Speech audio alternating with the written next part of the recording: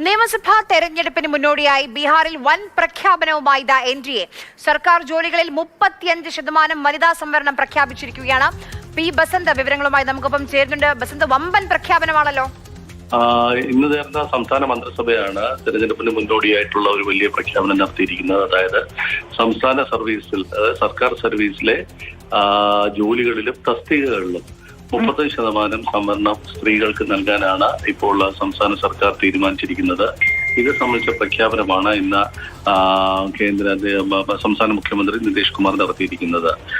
തെരഞ്ഞെടുപ്പ് നവംബർ മാസത്തിൽ നടക്കാനിരിക്കെ NDA സർക്കാർ വലിയ തോതിലുള്ള ഒരു പ്രഖ്യാപനമാണ് നടത്തുന്നത്. നേരത്തെ മധ്യപ്രദേശിലും അതോടൊപ്പം തന്നെ മറ്റ് സംസ്ഥാനങ്ങളിലൊക്കെ പരീക്ഷ വിജയിച്ച, രാജസ്ഥാനിലുമൊക്കെ പരീക്ഷ വിജയിച്ച സ്ത്രീകളെ ഒപ്പം നിർത്തുക എന്നുള്ള ആ ഒരു പദ്ധതി തന്നെയാണ് ഇവിടെയും ഇപ്പോൾ NDA പുറത്തെടുത്തിരിക്കുന്നത്.